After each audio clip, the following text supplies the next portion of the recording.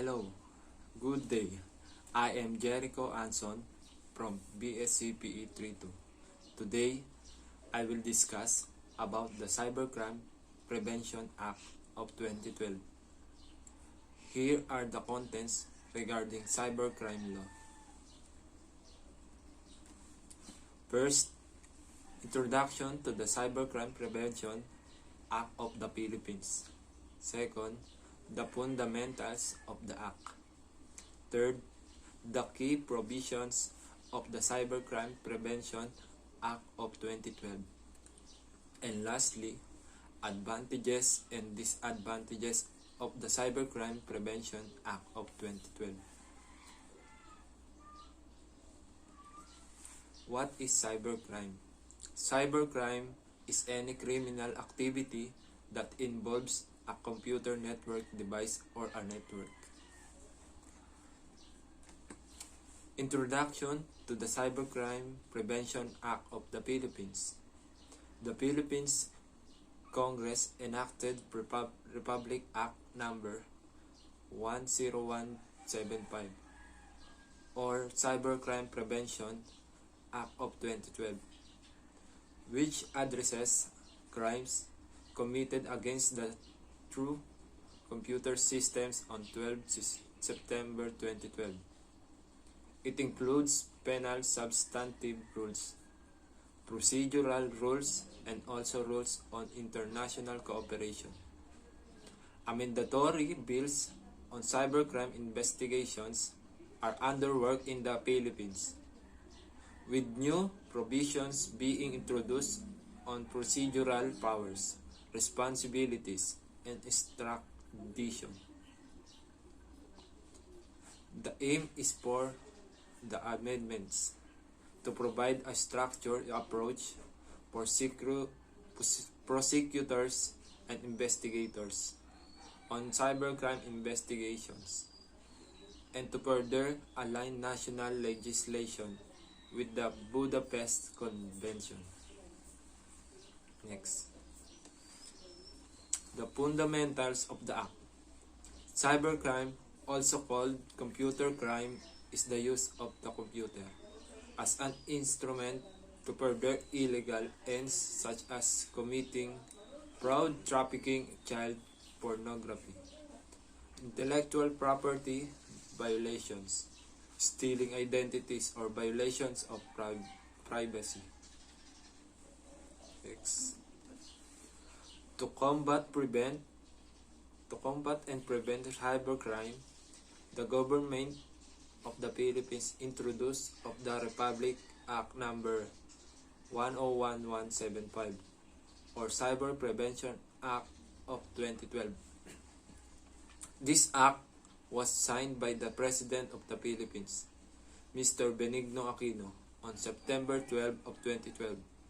The original goal of this act was to penalize acts like cybersex, child pornography, identity theft, etc.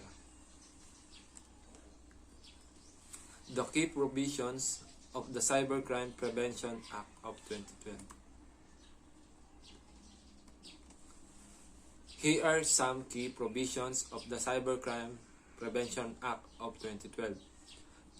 First, child pornography, unlawful or banned activities conducted through a computer system, as defined and punished by Republic Act number 9775 or the Anti-Child Pornography Act of 2009.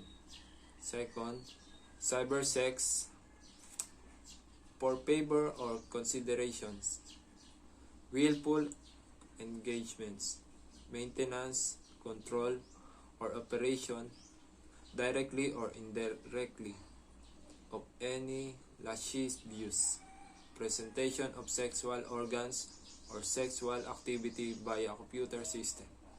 Next, computer-related identity theft.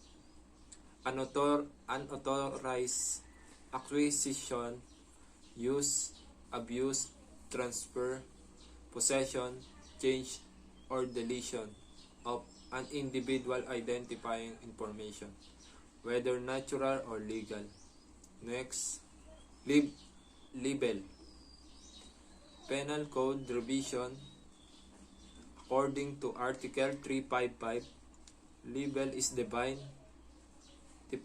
as defamation of character by writings or other means. Libel committed by writing, printing, lithography, engraving, radio, pornography, painting, theatrical exhibition, cinematographic exhibition, or any other similar means. Next, computer-related fraud. Unauthorized access to alteration of or deletion of computer data or programs, or interference with the operation of a computer system with the purpose to cause damage. Next, and lastly, attempt in the commission of cybercrime. Any person who willfully attempts to commit any of the offense enumerated in this act shall be held liable. Next is advantages and disadvantages of the Cybercrime Prevention Act of 2012. Advantages: provisions that penalize online identity theft. This provision protects the individual's privacy and its protection. Next, provisions of this act now define of the offense of cyber squatting, and this deters people from the act of cyber squatting. Next, all kinds of business using the internet as a medium are protected by this act.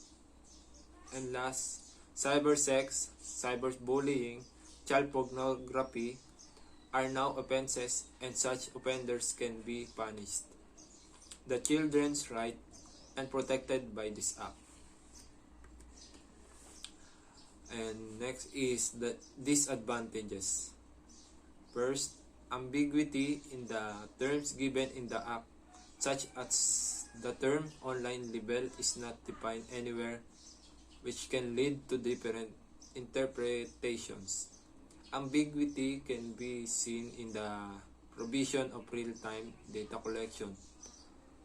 The ambiguity in the act may lead to the freedom of speech. The ambiguities, like the absence of a proper definition of online libel, may lead to confusion. And last, the implementation and execution of this act yearly costs a huge cost to the government. Thank you.